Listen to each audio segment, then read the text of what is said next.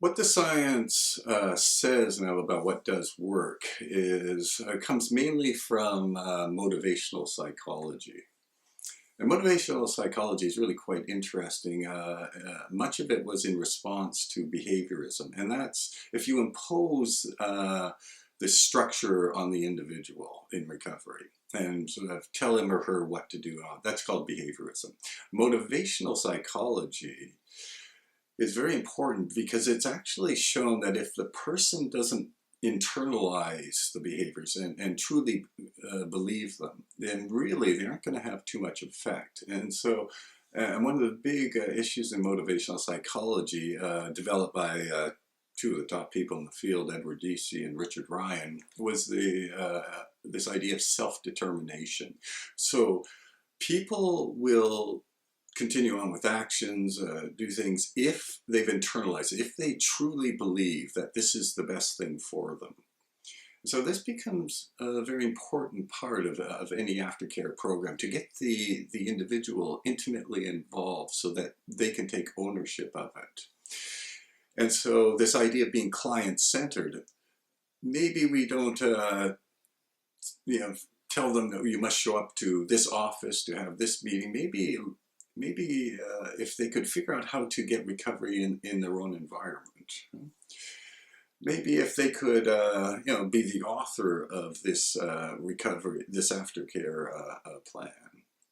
If they could feel intimately involved, that this was in their best benefit and what they wanted to do.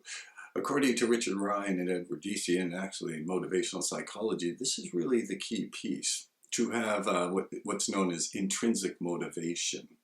In other words, it's coming out from within the individual. The idea of imposing a structure on a person is extrinsic motivation. It's from the outside in. And unless the person really internalizes it, it really is not going to have much effect at all. Oh, they may give lip service to it, sure. They may go through the motions, but it's going to have no long-term effect. Only this internalization and this idea of self-determination, that I'm going to choose the way I'm going to get recovery. I'm going to be the author of this. And then believing, if the person believes that they have a competence to do this, this is another thing that Ryan and DC promoted, that they believe they're competent to do that and they feel that it's their own, they have autonomy in it. So if we can put that, we can help clients in recovery, develop this kind of internal control of their own life.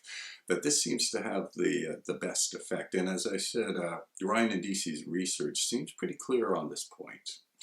And that if the individual is involved and takes ownership, that their recovery will be much better than someone who just has something imposed upon him or her, and well, very likely, if they don't really come to terms with it, they'll just put in the motions until such time that, we have the trans-theoretical model of stages of change, where we know that most people will relapse despite a detailed aftercare program.